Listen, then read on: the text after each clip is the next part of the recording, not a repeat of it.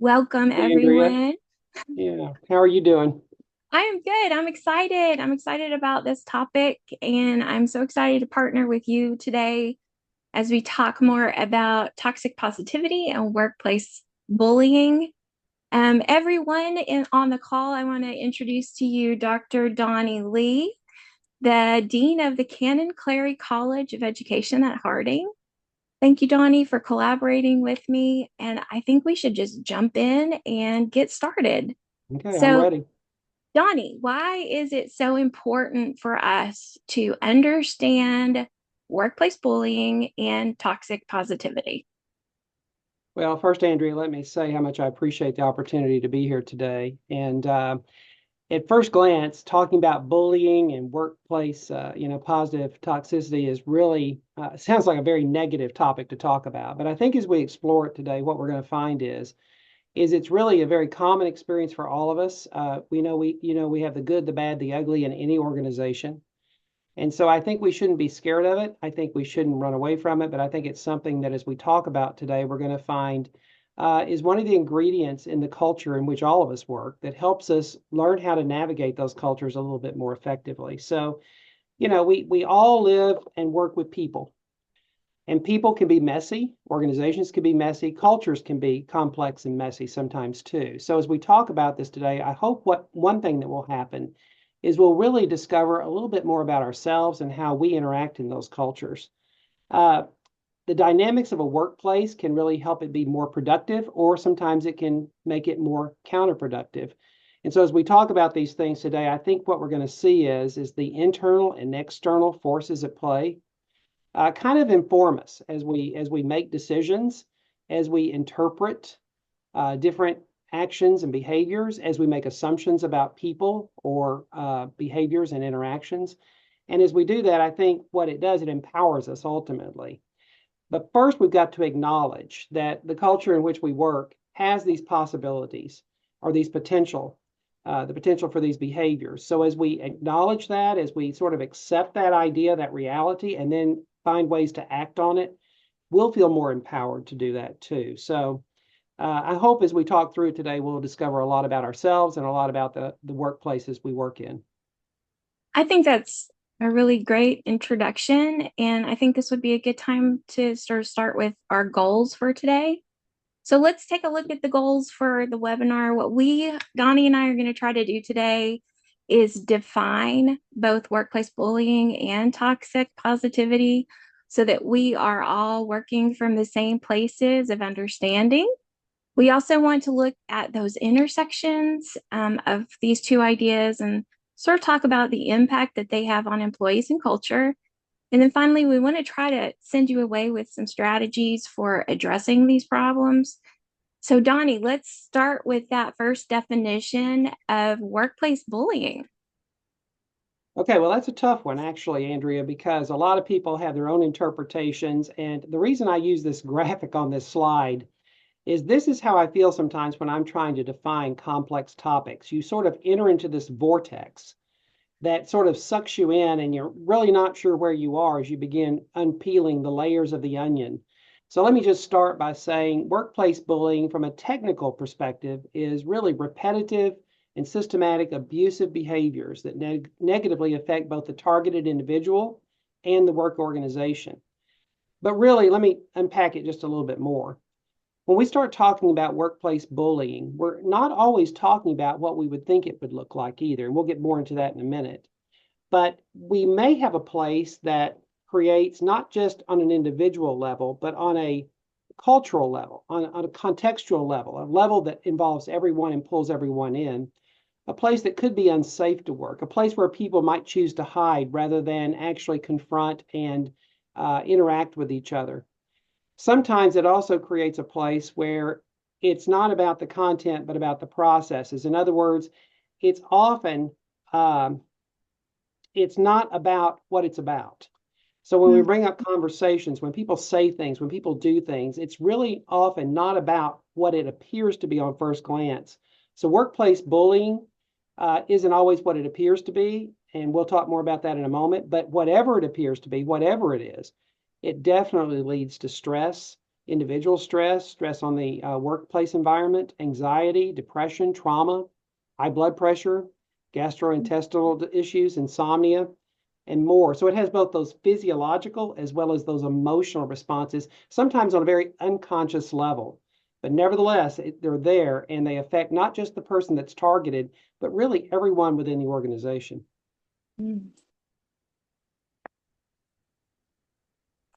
Well, let's go ahead and go to this next slide. And I think you've got something to say about maybe screamer and schemer. Yeah, this is a little bit what I was hinting at a moment ago. It's pretty easy to identify the screamers. These are people who are kind of loud. They're people who are very overt in their interactions. Sometimes these are people that would be uh, maybe even literally yelling at people, but often talking down to people, condescending. It could be aggressive behavior. It could be playing a practical joke. It could be criticizing someone.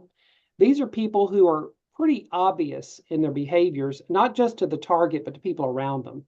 And these are the people we usually think of when we're thinking of a workplace bully. Everyone can kind of spot them where we know it's happening. We may feel powerless sometimes to do anything about it, but we know it's there. It's pretty obvious, a screamer. A schemer is a little bit more subtle. A schemer is a person who may use more subtle techniques of manipulation. They may gaslight. They may work behind the scenes. They may do things that seem on the surface not to be very harmful, but nevertheless may in fact be harmful in terms of their effect. And these are the ones that often leave people, the targets particularly, or even people around the targets, confused, often sometimes wondering what's happening, but they know they're not feeling good about it. And in many cases are even blaming themselves for what's going on because they can't identify it, but they know something's not right. So whichever one of these or combination of these you might see in a workplace, whether it's a screamer or a schemer, both contribute to the bullying that can occur in a workplace and both have, uh, in many ways, the same kinds of effects. I will say this last thing, bullying is a behavior of opportunity. And what that means is basically, and they've done studies, particularly in school bullying about this, is bullying doesn't happen in a vacuum. So as we talk about bullying being a behavior of opportunity, what we're talking about is looking at the personalities involved, both of the bully and the target, but also the culture in which it happens. There's something that allows it to, contributes to it, or even sometimes encourages bullying if we're not careful. So I know we'll talk a little bit more about that later today in our webinar. Thank you for that, Donnie. One of the classes that I teach, we actually read a case study on workplace bullying, specifically in healthcare situations.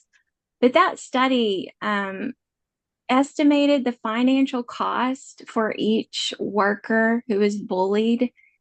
And this is regardless of profession, so it's across all professions. But the financial burden can run from $30,000 to more than $100,000 per person. And those costs are related to decreased productivity, to low morale, absenteeism, employee turnover, and then probably the highest cost is training new employees. So the new hires and then the new trainings. Mm-hmm. So in addition to destroying workplace culture, bullying, and then its partner, toxic positivity, they both have a direct impact on the bottom line of a company. So it's something that everyone should be thinking about and talking about and trying to improve. Mm-hmm. So I want to go ahead and move us into toxic positivity for just a moment. Before I define it for you, though, I think it's really important that we acknowledge that positivity is actually a good thing. Positivity is good for our well being. For those of us who believe in a higher power, positivity can be seen as synonymous with living a life of faith. So I consider myself a positive person. Donnie, I think of you as a very positive person. I think we both lean into that positive outlook on life, and that is okay. That's healthy positivity. Healthy positivity is about gratitude and optimism and hope and well being. That's not what we're worried about today. What we're talking about today are the negative implications of when that becomes toxic. Mhm. So, toxic positivity can become a weapon of organizational destruction. So, I've got some definitions on the screen. It is the act of avoiding or suppressing or denying negative emotions or experiences. That's what toxic positivity is. And this can take the form of denying our own emotions, just like downplaying those. But it often in the workplace, someone else is denying our emotions and really insisting on positive thinking instead. I've started really kind of liking these synonyms that are at the bottom of the screen. I kind of like excessive positivity as a way of describing this phenomenon, but it's a pervasive mindset that regardless of what's going on, we have to look for the positive. And in many industries, especially though, I think in education, toxic positivity reinforces the idea of martyrdom. And so, what we are seeing are teachers who are expected to put their students and their schools above themselves and their families. And so, in an industry, that might look like leaders who are expected to put their team or their company above themselves and their families. And that's not good. I mean, that's a negative thing. I think in many ways, anyone who disagrees with the overly positive spin that a company puts forth is going to be the subject of gaslighting. And for those of you who are not familiar with that term, it is a form of mental manipulation that just distorts reality and really presses for compliance. I really like this quote by Dr. Susan David. It offers an explanation in just common language about why toxic positivity can be so sneakily subversive. I mean, it's kind of a sneaky thing. It's forced, it's false.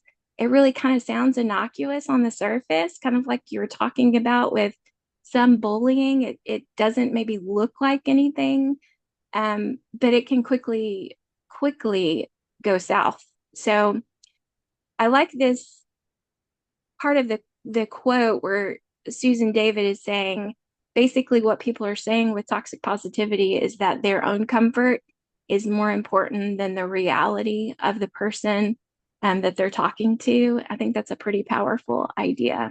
So, Mhm. okay, so I do want us to think about this. Like, if we are in the midst of this, of bad things that are floating around. And people in our workplace are just telling us, to smile and everything's going to be okay. That is toxic positivity. So if you've been trying to figure out what it is, I think this is a pretty good Mhm. image for that. Um, I do want to say one more time, I think it's really important. Optimism is not toxic. Optimism is a positive thing. And I've been trying to use optimism instead of positivity when I talk about the good side of it. So that may be something helpful for our viewers as well. But Donnie, when you look at this toxic positivity and optimism, is there anything that you would want to add to that? Yeah, Andrea, one thing I was thinking about while you were talking is, and this is a personal example way back from my childhood, but when our family would get together and my grandparents, anytime there would be some kind of disagreement, some kind of disruption that would come out, anytime you get together with family, you know that's going to happen. My grandmother would always, in the middle of the biggest blow up, say, "Is everybody happy?" And I remember thinking, even as a child, thinking, does she not realize what's going on around her here? Is she not aware of any of this turmoil that's going on? And I think it was her attempt to essentially deny all of that and bring us into a place that was different. And I appreciate her effort. But even as a child, I saw the incongruence of what she was saying and what she was trying to emote and what the reality was. And what it Mm, caused in me as a child is a certain amount of disequilibrium or incongruence. I couldn't put the two together. So you right. translate that to the workplace, and I think the same thing may happen. What appears to be on the surface kind of a cheerful attempt or a positive attempt to rally the troops, to raise positivity, to get everybody on board, whatever it may Mm, be, inside it's having a different effect. Your reaction isn't the same as what the words or the emotions might suggest. And so it creates a sense of confusion. And I think you mentioned the word on that last slide, self-doubt, which that disequilibrium and confusion then causes us to wonder, what's wrong with me? Mm, Why aren't I on board? Why aren't I more positive about this? And I think what happens is that we begin to feel not only a little disconnected, but helpless, maybe, and wonder how what am I going to do with me now? So me becomes the focus rather than actually the toxic positivity. And one thing I would say is helpful if you find yourself sort of in this incongruence where your response isn't matching the emotion or the attempt to bring that positivity, is to question it, is mm, simply to say to catch it and to say, what's going on here? So to notice it, maybe pause and ask yourself some questions. Okay, I'm noticing this isn't matching here. mm, What's going on here? And do a little bit more self-examination and examination of the, the culture or the context, I should say, that you're in. And then lastly, maybe to reframe something. mm. It may be to ask questions. It may be even to challenge sometimes. But certainly it's to bring yourself out of that position, that place of feeling helpless and feeling disoriented and sort of combobulated by the incongruence of your response and what you see going on around you. This is a very confusing place to be in an organization. Yes. Yes, it is. One of the things that I read while we were preparing for this webinar was a study, and it suggested that when we're in an uncontrollable situation, so we've lost our job, we were just diagnosed with some chronic disease, we can't control those things. It's actually really healthy for us to look for silver linings in those circumstances. But when we're in a situation that is controllable, Mm-hmm, focusing only on the positive is actually a negative. mm-hmm, So when we can initiate change, either for ourselves or for our families or for our workplaces, that's when it's really mm-hmm, good to mm-hmm, actually name the negatives and then move forward and design a plan. So it's not always like when we're in those situations where we have doubts, it, sometimes it's helpful to identify, is this something I have control over? Or is mm-hmm, this something that I don't have control over? And then move from there. So Donnie, one of the questions that we thought might be a good one to talk about today is where do these ideas overlap? So, or mm-hmm. how do they intersect? How do they feed one another? So, how does bullying push into toxic positivity or vice versa? Well, I think both come from places of vulnerability and they come from places sometimes of not feeling as though you know what to do or Mm, you feel powerless yourself. And so you begin to assert yourself in ways that aren't healthy, whether you're bullying or whether you're exerting toxic positivity. Either way, it's a tactic mm, that allows you to move from a place to attempt to satisfy a need. Both of these tactics are attempts to satisfy a need. And so, first of all, sometimes we have to identify what is the need I'm trying to satisfy. If I'm the person doing these things, if you're a person that's receiving these things or observing these things in the workplace, then that would be a question. What need is trying to be satisfied here? Because that's really the issue. As I mm, said a minute ago, it's not about what it's about. It's about something else. And so that deeper layer of questioning and examination is always helpful, but that's where you have to pause once you recognize there's something not good or healthy going on here, or helpful going on here at least, how do I step away from that and take a look at it and see what's going on instead of just being reactive to it? mm, But one thing that in an environment where both bullying and toxic positivity are occurring, and they often coexist, they're just two different approaches to satisfy the same, attempt to satisfy the same kinds of needs. They tend to strengthen each other and they tend to exacerbate the effects. So what you end up with is a much more toxic culture because you have on the one hand people coming at it from toxic positivity, on the other hand coming at it from bullying, whether it's screamer or schemer, it doesn't matter. Either way, all of these things combine into a sort of a stew mm, within the work culture that is counterproductive demoralizing, and often disorienting. And so when you get both of these together, it seems to me part of what happens is you get the exponential power of both actually happening, which makes it really all the more important that we recognize them and be able then to engage in ways, whether we're an employee in the organization or certainly a leader in the organization, to begin to essentially address them so that we can mitigate the effects of them.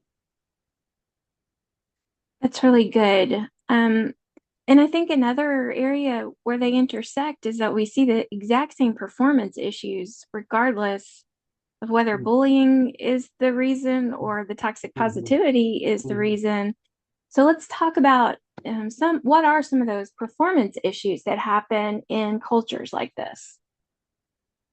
Well, one of the things and you've mentioned these or alluded to these already, I think one of the things is we're all living in a time of urgency. We're all overwhelmed. Often capacity is an issue in many of our work environments. We're often dealing with ambiguity. We're dealing with constant access, where we don't get away from it. Mm. Uh, there are increased expectations. So a lot of these things come together to create a much more tense and intense workplace environment. So what we see whenever we have these kinds of things like bullying or toxic positivity occurring in a workplace, which are very natural reactions, honestly, to many of these stresses. What we see though is we see that lowered job performance. It's very difficult to be creative. It's very difficult to take initiative. It's very difficult to really engage with other people when these kinds of tactics, these kinds of phenomena are occurring in the workplace, because what they do by nature is they disengage, they drive away, they make it more difficult to come together, because by nature, part of the point of these kinds of tactics is to actually either deny the reality with toxic positivity, or to assert power through the workplace bullying. And both of those take away from the empowerment that we all need within that workplace, which is already in many cases challenged or Mm. affected by all of these external and internal factors that we're working under. I kept thinking of autonomy while you were speaking. Like, I feel like Yeah. all of this really robs us of any sort of sense of agency or any sort of sense of autonomy. Mm-hmm. Okay, so we've talked about a lot of the negatives.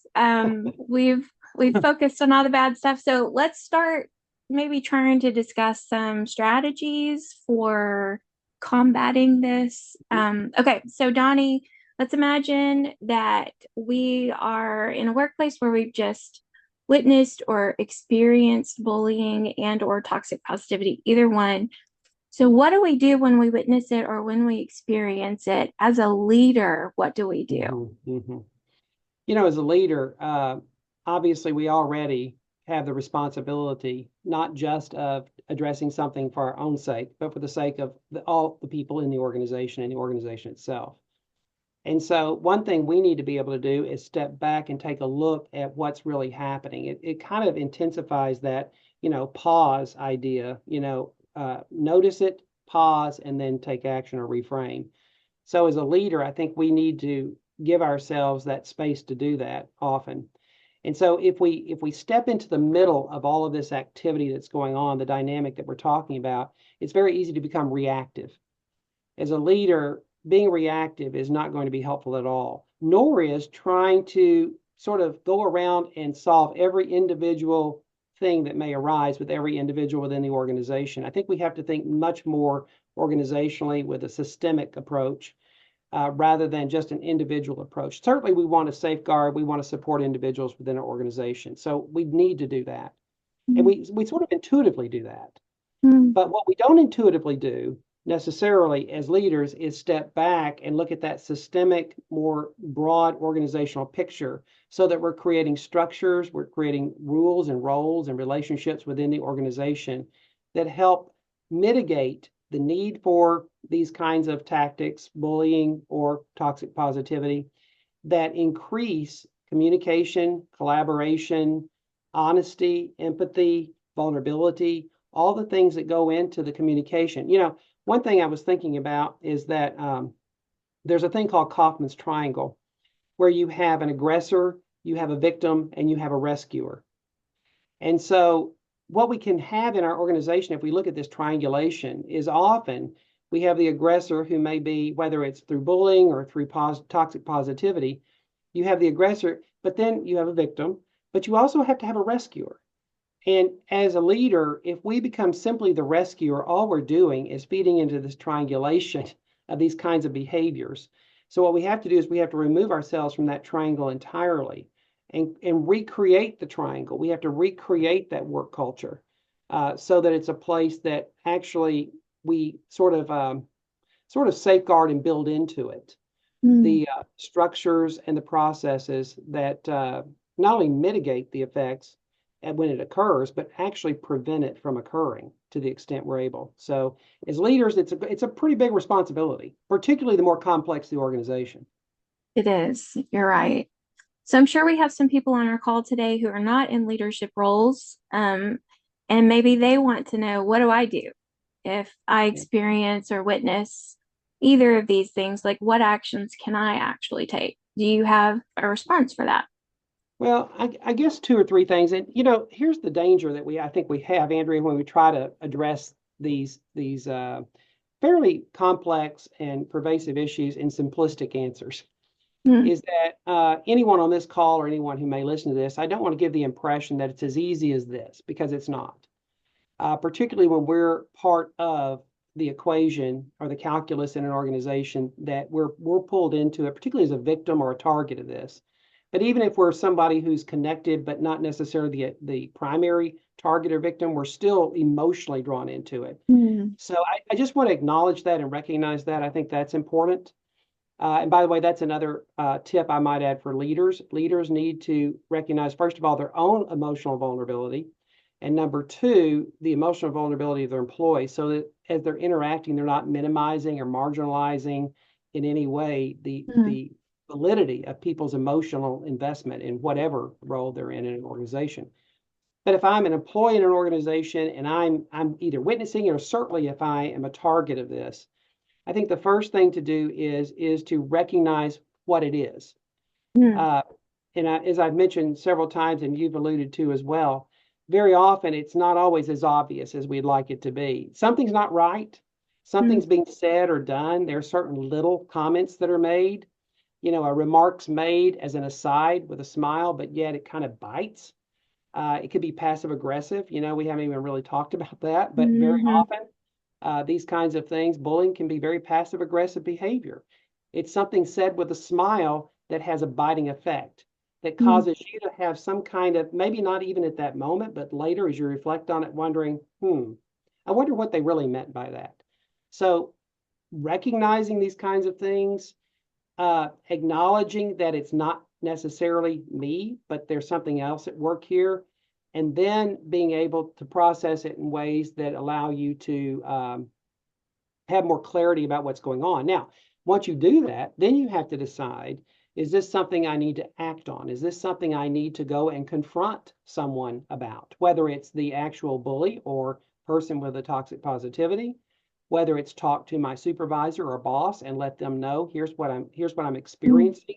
I need someone to support me and understand what's going on here. Or whether it's simply to decide, okay, this is what it is, I recognize it, and I'm okay, and move on. Whatever the response is, a response gives you agency, and agency gives you the means to respond. And that you mentioned the autonomy and agency a moment ago. To me, those are the real power we have as employees in an organization. Certainly, we work as a team, we collaborate, we're part of something bigger than ourselves. But we also can only be as effective as we have that sense of agency and autonomy within the organization. So I think if those are the things we want to cling on to, but to mm. cling on to those things, we have to recognize the reality of what we're experiencing and what's going on around us too, I think. And I think we can't overlook the very simple idea of training. Mm. There are multiple studies that talk Mhm. about the effectiveness of workplace training Right. on bullying or on toxic That's right. positivity. And there are two possible reasons why these are so effective. One, some researchers believe that simply because employees are given the language that goes along with these ideas. It empowers them. And so they start to recognize, they start to shut it down when they see it happening. Some researchers believe that simply because the organization has identified what bullying looks like, then people who work for that organization say, oh, I actually have sort of been doing that. Or, oh, I actually use that phrase that's sort of toxic all the time. And so they Mhm. turn that lens inward. They start recognizing maybe some of their own errors, and then improvement happens because of that. So it's very, very possible that we Mhm. have bullies or people who are toxic who don't realize Mhm. that their behavior is the problem. And so I just want to say I think we can't overlook the fact that workplace training is important and should be identified and offered. Like, I think that that's Mhm. an important piece of this conversation. So, hopefully, what we're doing today will sort of help a little bit with providing some of that language, some of those ideas, and that our participants can take some of this back to their teams. Sure. And Um, can I add one thing to what you just said? I yes. think that training aspect is really important. And one of the things that I think we need to be careful with training is that we don't train just to the more obvious sort of, I'll just say, legal framework of what we typically think of with bullying, like harassment, discrimination, and so forth, which are important, of course. But I think what we often are dealing with so often in the workplace are the more subtle forms, that we talked about, this the schemer, the toxic Mm, positivity that don't appear to be on the surface necessarily something that could undermine that productivity and the emotional stasis of an organization. So yeah, I think training is very important, but I think the training needs to acknowledge and to make sure that we address that agency and that autonomy within that more subtle those more subtle layers of what can happen in our organization as well. I agree. And I also would say that most training is more effective when it's at a team level rather than Mhm. organizational level, because it's going to be more targeted Mhm. and it's going to be more applicable to that smaller team rather Mhm. than to a giant organization. So Mhm. Mhm. I think that one thing that we really want to do for our audience today is just to provide a couple of activities or thought exercises that they might be able to take back with them and use with their teams or just for their own self-reflection. And so I'm going to provide one that I learned several years ago that's been very helpful for me. It's very simple, and more than likely people have had experience with something very similar. You can Google it when we're done and see a lot of the different variations for this exercise. It's called Rose Thorn Bud, and I'm going to put that up on the screen in just a minute. You can use an image like this, for the first couple of times that you use it, but you don't necessarily even have to have an image because people know what these words mean. So here's an image that I have used before. I think it's helpful. What you want to do is sort of start off, and this can be used with one-on-ones or it can be used in small team meetings. But you want to start off by asking your people, what is something positive? What's a success that has happened in the last, if it's been a week since you've met, in the last week, if it's been a month, the last month. And this is your check-in. This is where you begin the conversation. And I'll say this, if people on your team have a hard time identifying something positive, then that's a that's a clue that you might want to start paying attention to as a leader. If we Mhm. can't identify a positive, then the rest of the conversation is going to get even harder. Mhm. So from that rose, we're going to move into the thorn. And this is where we are really combating toxic positivity because our second question is identifying and talking about the challenges, areas where we need support, asking for help. It becomes an automatic part of those conversations. Identifying it, talking about it, that reduces the power of that. And so we want to make sure that we're making time for that with our teams. And then that last piece is really just sort of helping people dream. So thinking about a new idea, thinking about something we're excited to work on. Um, I kind of expand that bud into the dreamer situation. Like, what do we want next year's garden to look like? What buds do we really want to cultivate? And so I think that one is also a really helpful looking ahead piece to this conversation. Um, as I said, I use this for one-to-ones, but also for weekly check-ins. And we really want to acknowledge the good, the bad, and the dreams. And we want to make that part of very regular conversation so that the culture becomes what's going well, what do we need to work on, and what are we dreaming towards? And that just becomes part of your regular day-to-day conversations. So there, as I said, you can Google this. There are a ton of different applications for this idea. This one's a little bit more in depth. It's also a little feminine, so you can find other images, but this one popped up for me. You can look at the seed, and really, these two areas are really more for annual meetings or quarterly meetings where you're really identifying things that you need to start planting and cultivating. And then for the idea of awards or annual reviews, the gardener is a good question to ask too. So, who is helping cultivate you? What do you need to be cultivated? So those are just some fun ways of sort of talking about the ideas that we're working on. And I think it's a good team building idea. It's a good way to talk about strengths and weaknesses. And then for most people, well, actually, let me stop right here and say if you use something similar to this rose, thorn, bud exercise, would you put it in the chat and tell us what it's called so that everyone can learn from you? Because I know there are other names for this. And then before we move on, I want to give everybody sort of a stop sign on some of the words that you might or might not say on a regular basis. So if these are in your wheelhouse, if you say these often, I really want to encourage you to stop and to reflect on what they might be saying to whoever it is that you're talking to.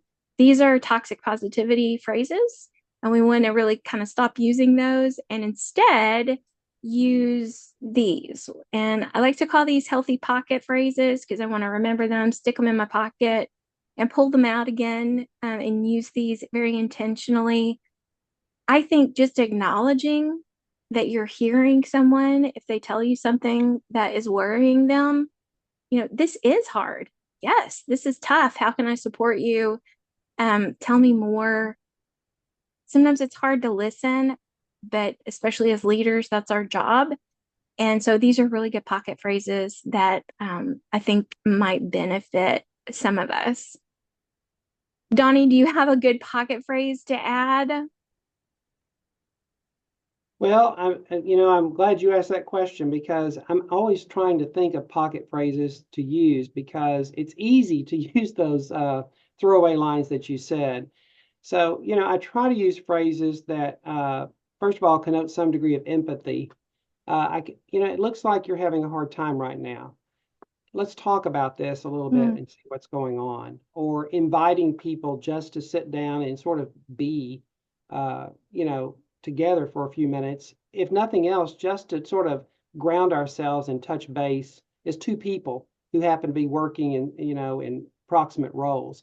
So I don't necessarily have a phrase as much as I just have tactics that seem to be helpful. And when I mhm, say tactics, I don't mean that in any kind of mechanical or sterile way. I just mean it person to person kinds of relational things that are important to do to reconnect and ground ourselves in our organization or workplace. That it's so easy to get disconnected. It's so easy to sort of feel isolated, even when you're working in close proximity to people in the hustle and bustle of a workday or the different things that are bombarding you. It's just to ground or reconnect, I think, is so important sometimes, especially when people are mhm, struggling or having a hard time. So one thing I'll do, for example, is I'll just now I don't know if they're always keen on this, but I'll just sort of invite myself into someone's office and sit down and say, "Let's, how's it going? Let's talk for a few minutes," and invite them to share. And often they will share, and it'll turn into a very empathetic and connecting conversation, which right then they didn't even know how badly they needed. And maybe sometimes it's certainly helpful for me too. So it's not just a one-way thing. It's usually very mutually beneficial. Yeah. That's something in one of my classes we talk about. It's called managing by wandering around. Yeah. Hmm. And that idea of just trying to be around your people while they're Hmm. doing whatever it is that they do, putting yourself in their path Hmm. is, I mean, that's a good strategy, Well, mine's, because go ahead, I'm sorry. no, go ahead. I was just going to say mine may be a variation, managing by wandering around them, plopping down in the chair, near them. But nevertheless, it works pretty well, actually. I like it. I think that's really great. Yeah.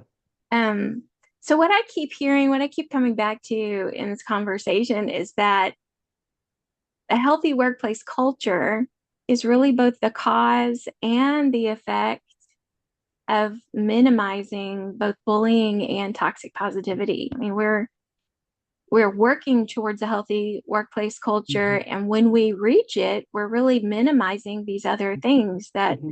were contributing to a toxic one.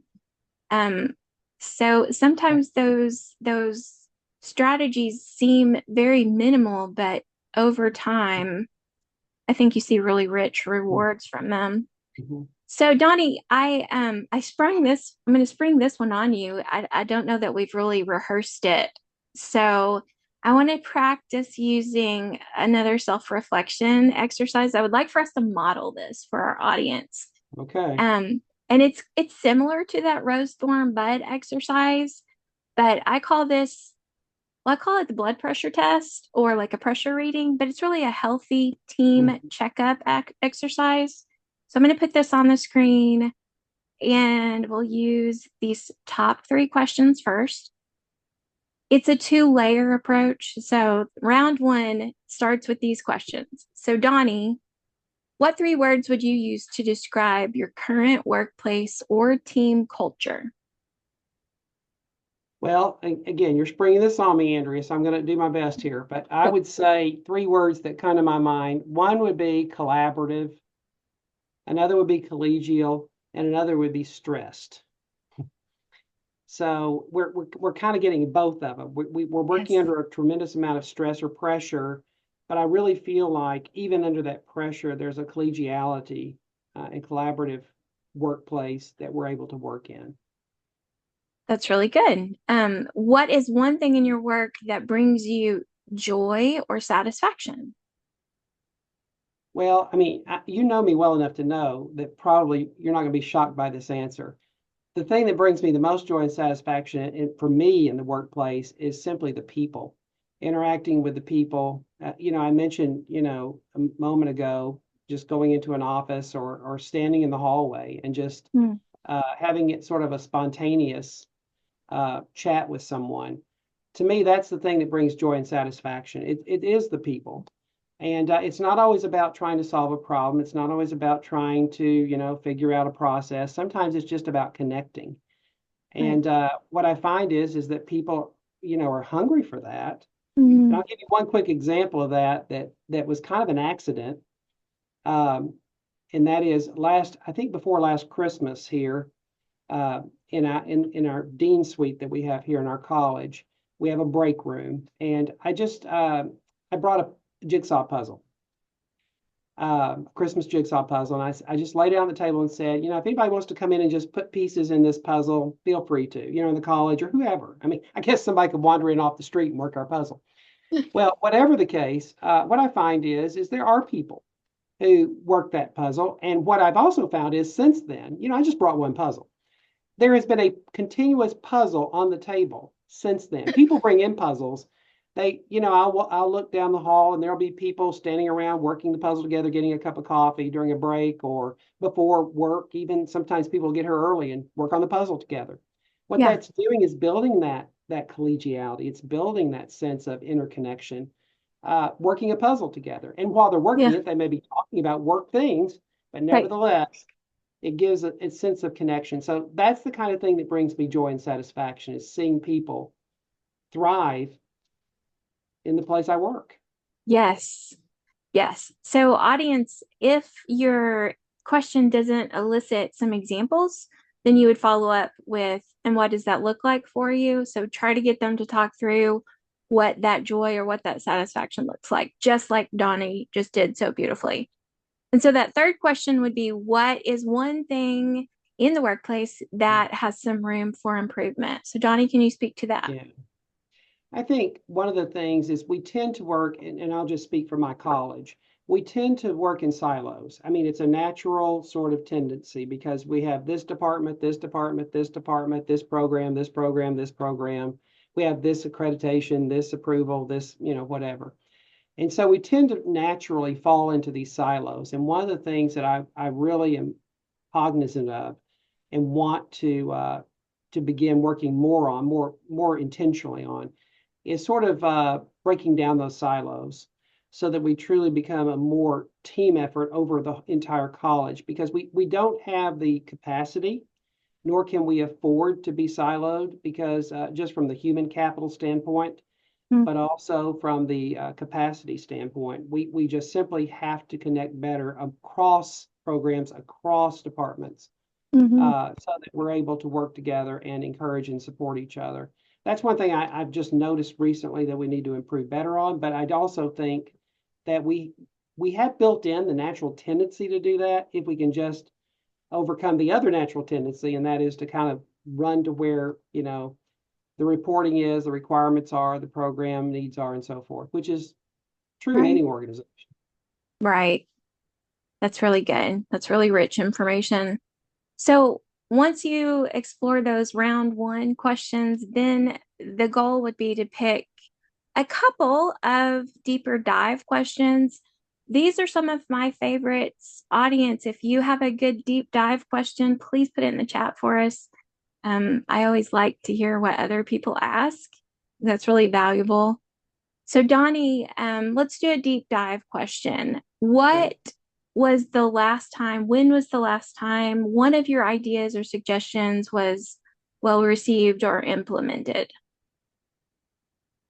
Well, one of the things that, of course, I work in an organization that has a lot of layers to it, university, and so I make ideas or have ideas and make suggestions within the college, of course. And as dean, uh, the thing I'm never quite sure of is if somebody's listening and receptive because I'm the dean or because it's a good idea. So I'm going to use an example of giving an idea or suggestion up the ladder that I think is a little bit perhaps more telling. And that is basically one of the things that's really important to me is our graduate programs and how they are represented, how they are invested in, how they're marketed, and so forth. And so, one of the things that I've really worked hard on the last 2 or 3 years actually is building within the organization a greater awareness, appreciation, and investment in our graduate programs. And it seems to me those ideas are being received more. The suggestions are being taken now, taken seriously. And the reason I know that is because I'm seeing in meetings and in other uh, formats the idea that there are actual steps being taken to invest Hmm. more tangibly in our graduate programs. So to me, it's rewarding to see, and I know I'm not the only voice, but I am a voice. Yeah. See those things being taken and something done with them that is that's actually tangible. Yeah. Yeah. That's really good. And so from there, because you answered that question and I heard you say a few things, I'm going to ask the follow up, Okay. which is what makes you feel heard or seen or valued at work? Yeah. Well, first of all, I think all of us want to be heard, seen, and valued at work, and I'm certainly in that category. Uh, for me, the thing that makes me feel heard, seen, and valued is first of all, people invite me to speak, to be in conversations, to contribute. Mm, mm, And that, when I say invite me, I'm not talking about as part of a meeting I go to. I'm talking about personally and individually. mm-hmm, They email me, they text me, they call me, or they ask to meet with me to hear what I'm thinking and hear my ideas. So for me, just that personal invitation, whether it's again to step into an office or to answer an email or however it may be, to me makes me feel valued and noticed. mm-hmm, And to not be noticed is really important for me in the organization. I mean, again, in a university, there are a lot of moving parts, there are a lot of voices, and I certainly don't flatter myself into thinking I'm the only voice or the most important voice, but I am a voice, mm-hmm. nevertheless. Hmm. And to know that people are willing to take the initiative to invite me to be heard is very Yeah. empowering to me.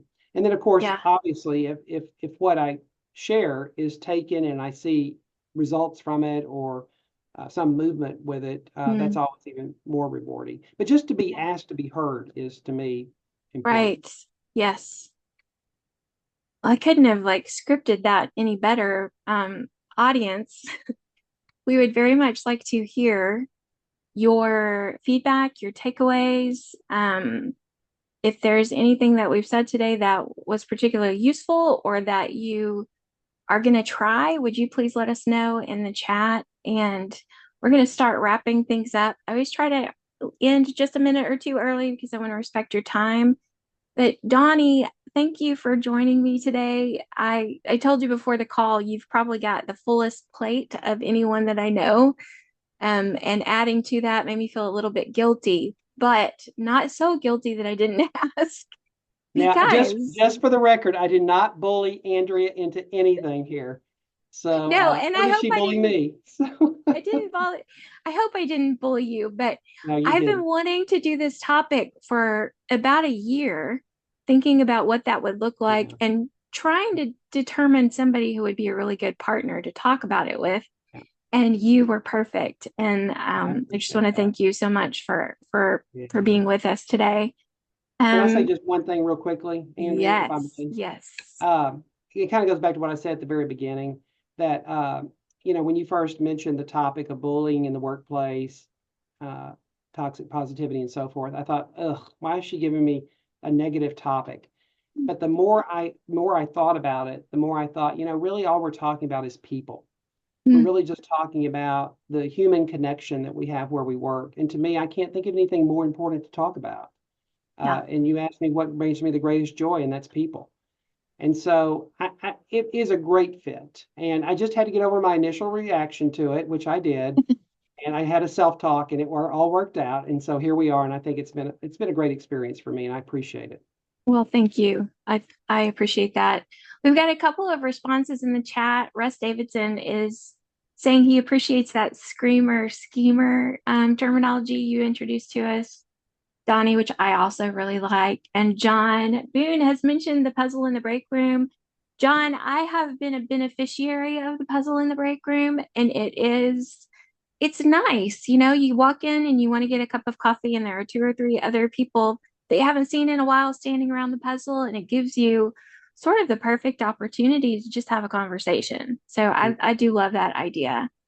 And then Catherine McKinney is talking about she's grateful for hearing about toxic positivity because it's a very useful topic.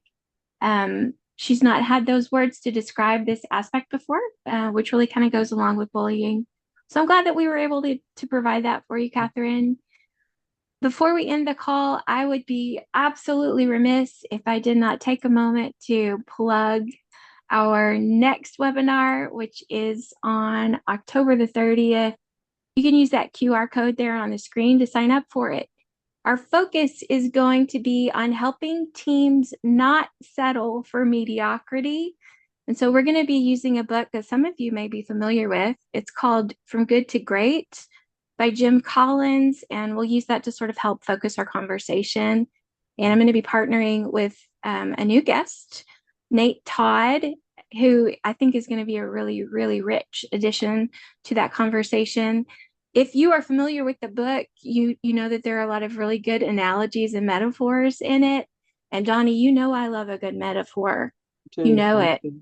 I know. So I'm really excited to share those. So please sign up for that webinar and join us on October the 30th. And I look forward to that. Donnie, again, thank you so much. I'm Thank grateful you. for your yes. And audience, thank you for making time for this conversation. Um, you know what? It says a lot about you that you wanted to come and learn about issues that really complicate and impact our workplaces in powerful ways. So it's an encouragement to me that you're even here. And I just want to say thank you. And again, everyone, thanks for being here. Have a wonderful day. Go forth, Bye ask good bye. questions, and be a good listener. And we'll see you next time. Thank you. Take care. Bye bye.